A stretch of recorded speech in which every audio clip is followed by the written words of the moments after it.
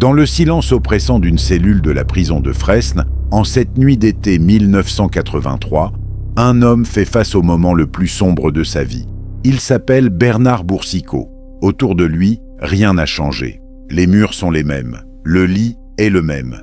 Mais tout ce qu'il croyait être sa vie vient de s'effondrer. Sur le matelas, un document officiel, quelques pages à l'encre froide, un rapport qui, en quelques lignes, vient d'effacer 20 années d'existence. Bernard est accusé d'espionnage. Pourtant, ce n'est pas la prison qui le brise. Ce qui le détruit, c'est ce que ce rapport révèle sur la personne qu'il aimait plus que tout. La personne pour qui il a tout sacrifié. Son honneur, sa carrière et les secrets de son pays.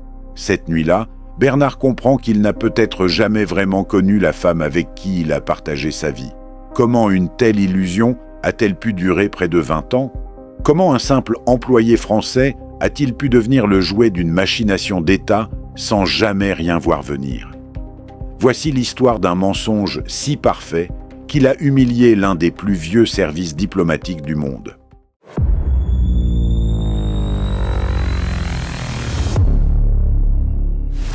Pour comprendre ce drame, il faut remonter en 1964. Le monde est alors coupé en deux par la guerre froide. À cette époque, la Chine de Mao Zedong, le Tigre rouge, est une véritable boîte noire, un pays verrouillé et mystérieux que l'Occident craint sans le comprendre. Pourtant, le général de Gaulle prend une décision qui va secouer la diplomatie mondiale. Il reconnaît officiellement la République populaire de Chine et ouvre une ambassade à Pékin. C'est dans ce contexte électrique qu'arrive le jeune Bernard Boursicot. Il n'a que 20 ans. Il n'est pas un diplomate de haut rang, mais un simple employé aux archives, un jeune homme timide, originaire de Bretagne. Bernard est un solitaire, un anxieux de la virilité. Ses collègues se moquent de lui, le jugeant peu sûr de lui, car il n'a aucune expérience avec les femmes. Il espère que ce voyage en Orient lui permettra enfin de prouver sa valeur et de trouver l'aventure qu'il n'a jamais connue en Europe. Mais ce qu'il trouve à Pékin, c'est une ville de silence et d'uniformité où tout le monde porte du bleu ou du gris et où aucun citoyen chinois n'a le droit de parler à un étranger sous peine d'être accusé de trahison. Le destin de Bernard bascule lors d'une réception de Noël à l'ambassade de France. Parmi les quelques membres de l'élite chinoise autorisés à fréquenter les diplomates se trouve un homme fascinant, Shi Peipu. Shi est un artiste, un chanteur et auteur de l'opéra de Pékin. Il parle un français impeccable et possède une culture immense qui séduit immédiatement le jeune breton. Mais Shi Peipu n'est pas n'importe quel artiste. Il est un maître du Dan, une discipline ancestrale de l'opéra chinois où des hommes interprètent des rôles féminins avec une perfection troublante. Il s'entraîne pendant des années à imiter chaque geste, chaque regard et chaque inflexion de voix des femmes. Pour Bernard, Shi est une énigme vivante. Très vite, une amitié se lie, mais Shi commence à manipuler la fragilité psychologique de Bernard. Un soir, avec une vulnérabilité feinte, Shi lui confie un secret tragique. Il ne serait pas un homme, mais une femme.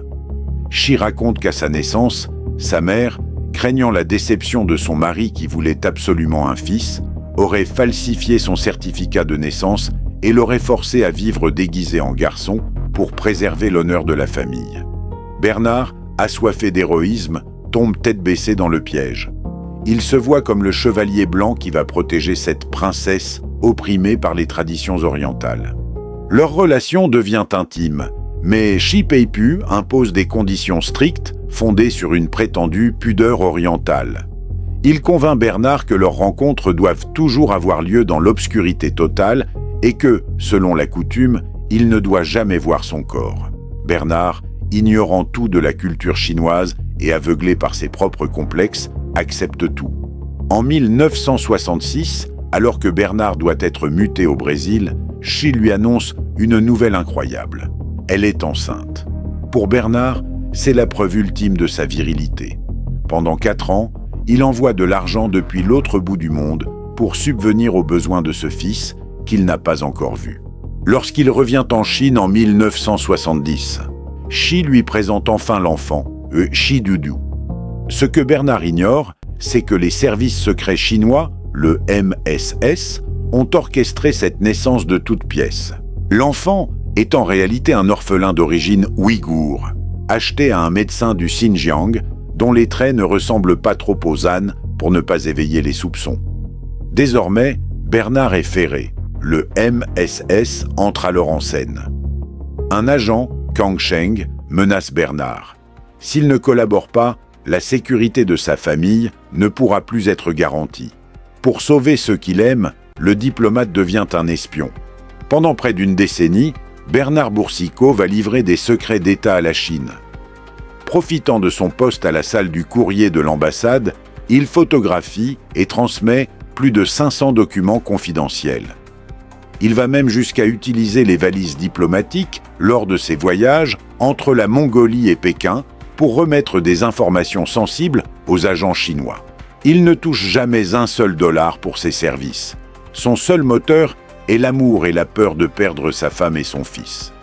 En 1982, il parvient enfin à les faire venir à Paris sous de faux prétextes culturels. Il croit être enfin en sécurité. Mais la DST, le contre-espionnage français, surveille ce trio inhabituel. Comment un ancien fonctionnaire peut-il vivre avec un ressortissant chinois en pleine guerre froide sans que cela ne cache quelque chose? Le 30 juin 1983, la police française frappe à leur porte. Lors des interrogatoires, Bernard clame son innocence.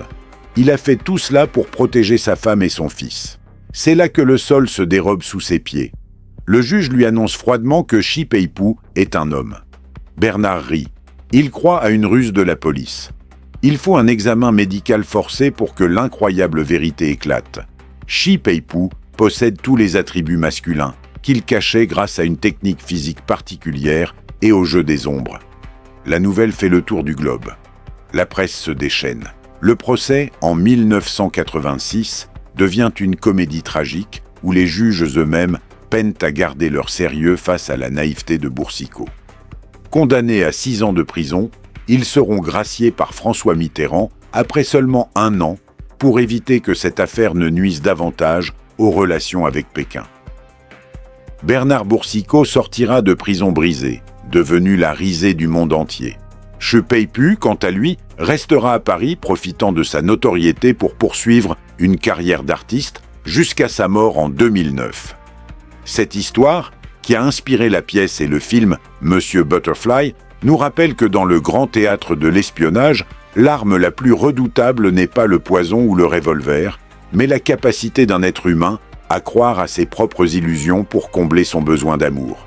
Bernard Boursicot a vécu un mensonge pendant 20 ans, et le plus triste est sans doute qu'une partie de lui aurait préféré ne jamais connaître la vérité. Si cette histoire vous a marqué, abonnez-vous pour découvrir d'autres affaires où la vérité dépasse la fiction.